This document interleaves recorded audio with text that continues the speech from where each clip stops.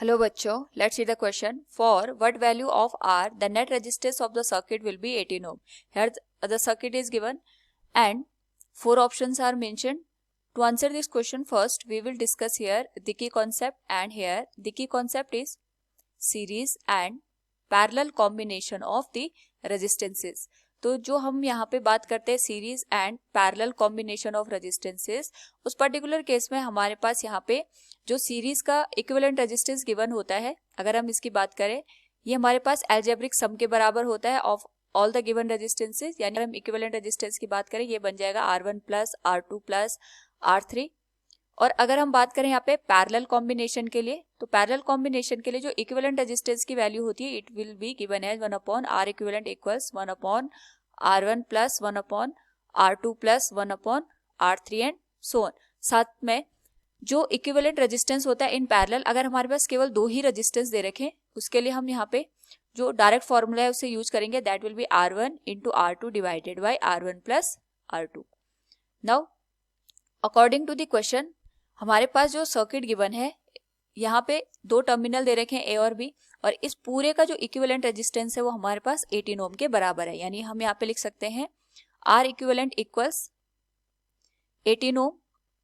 तो सबसे पहले अगर हम यहाँ पे सर्किट को सॉल्व करना शुरू करें, तो हमें यहाँ पे जो 10 ओम और 10 ओम का रेजिस्टेंस दिखाई दे रहा है, ये दोनों पैरेलल में है. तो इसके करस्पॉन्डिंग अगर हम बात करें यहाँ पे R1 की, तो R1 की जो वैल्यू हो जाएगी, it will be 10 ohm into 10 ohm divided by 10 plus 10, क्योंकि दोनों यहाँ पे पैरेलल में है.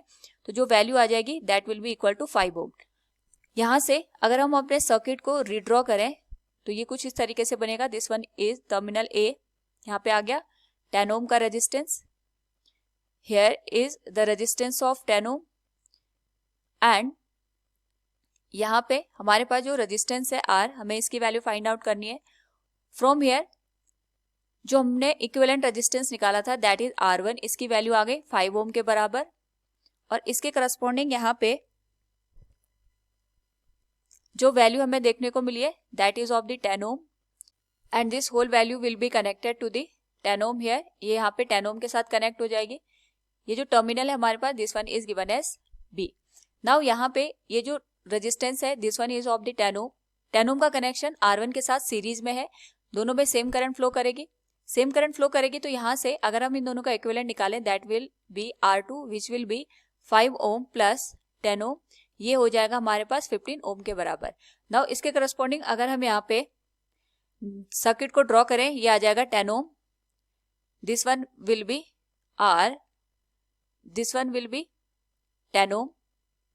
और यहाँ पे जो सीरीज कनेक्शन है ये हमारे पास बनेगा 15 ओम के बराबर.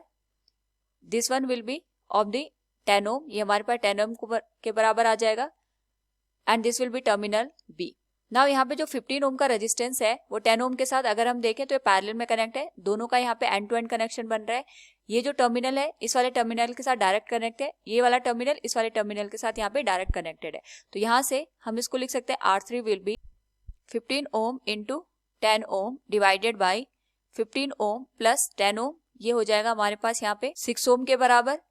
नाउ यहाँ पे अगर सर्किट को रिड्रॉ करें, it will look like this. ये आ गया हमारे पास 10 ओम का resistance, this one again 10 ohm. ये जो वैल्यू हमारे पास बनी है इट इज R3, और R3 की वैल्यू हमारे पास बन गई 6 ओम के बराबर. नाउ यहाँ पे जिस रेजिस्टेंस की हमें वैल्यू निकालनी है, this one is given as R, और ये जो टर्मिनल है this one is given as B. Now यहाँ पे जो 10 ओम का रेजिस्टेंस है it is connected in series with the 6 ohm, क्योंकि दोनों में सेम करंट फ्लो कर रही है.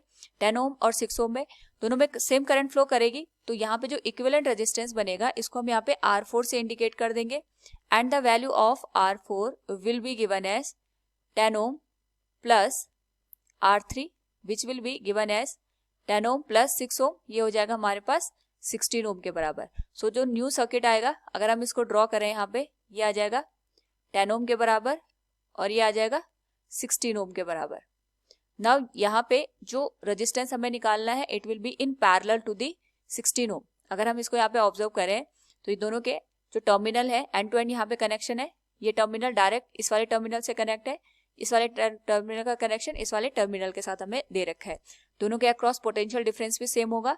सो we can say from here जो दोनों रेजिस्टेंसेज आएंगे बोथ विल बी पैरेलल, तो हम से इसकी वैल्यू लिख सकते हैं, it will B R5 equals R into 16 divided by R plus 16।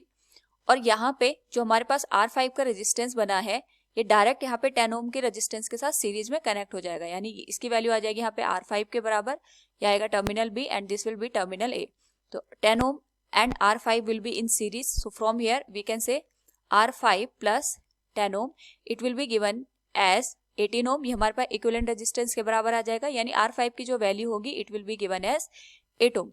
And we know that जो R5 की वैल्यू है इसकी वैल्यू होगी 16R divided by 16 plus R के। फ्रॉम हियर अगर हम इसको सॉल्व करें ये बन जाएगा 16R इक्वल्स 128 प्लस 8R, यहाँ से सॉल्व करने पे it will become 8R equals 128 और R की जो वैल्यू होगी it will become 16 ohm. So from the given question we can say here forward value of R, the net resistance of the circuit will be 18 ohm, it will be 16 ohm. So from the given option we can say option third will be the correct one. Hope all you understood it. Thank you and best of luck.